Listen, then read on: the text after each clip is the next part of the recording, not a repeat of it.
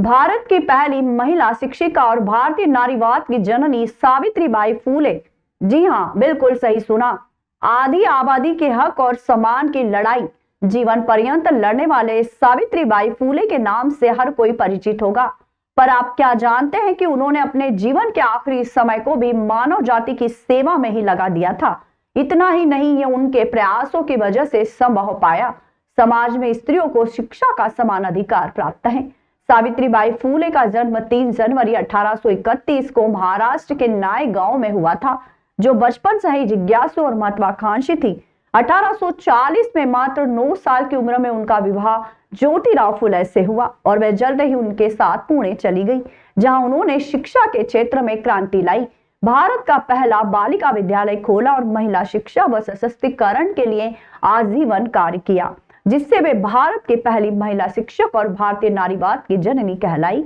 उनके माता पिता लक्ष्मीबाई और खंडोजी नावेसे पाटिल थे। शिक्षा ज्योतिबाई फूले से प्रेरित होकर उन्होंने शिक्षा ग्रहण की और टीचर ट्रेनिंग ली। सावित्रीबाई देश और समाज को समर्पित प्रमुख कार्य। 1848 में पति के साथ पुणे के भीलवाड़ा में भारत का पहला लड़कियों का स्कूल खोला, महिला सेवा मंडल की स्थापना की, बाल विवाह का विरोध और विधवा पुनर्विवाह का समर्थन किया। पहचान: भारत की पहली महिला शिक्षिका, प्रधानाध्यापिका और भारतीय नारीवाद की जननी।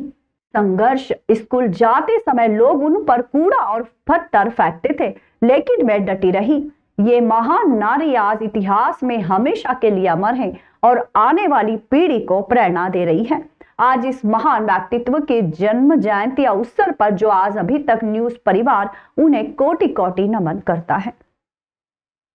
आज 3 जनवरी है। ये सिर्फ एक तारीख नहीं है, ये उस क्रांति की याद है जिसने भारत की बेटियों को पढ़ने का हक दिलाया। जब लड़कियों की शिक्षा को पाप माना जाता था, जब एक महिला का स्कूल जाना समाज के खिलाफ माना जाता था, तब एक औरत खड़ी हुई, सावित्रीबाई फुले। 1848 में उन्होंने भारत का पहला बालिका विद्यालय शुरू किया। रोज जब वो पढ़ाने जाती थी तो रास्ते में गालियां दी जाती थी, पत्थर फेंके जाते थे, कीचड़ उछाला जाता था, लेकिन सावित्रीबाई रुकी नहीं। वो अपने साथ एक अतिरिक्त साड़ी रखती थी, क्योंकि उन्हें पता था रास्ता मुश्किल है लेकिन मंजिल जरूर है। उन्होंने सिर्फ किताबें नहीं दी, उन्होंने बेटियों को आवाज दी। उन्होंने सिखाया, ज्ञान के बिना मुक्ति नहीं। आज अगर बेटियां डॉक्टर हैं, इंजीनियर हैं, अफसर हैं, तो उसके पीछे सावित्रीबाई फुले की जिद है। आज उनकी जयंती पर सिर्फ फूल मत चढ़ाइए, उनके सपनों को जिंदा रखिए, लड़कियों को पढ़ाइए, बराबरी दीजिए और याद रखिए, शिक्षा सबसे बड़ा विद्रोह है। अगर आप भी इस सोच के साथ हैं तो इस वीडियो को शेयर कीजिए और कमेंट में लिखिए, जय सावित्रीबाई फुले।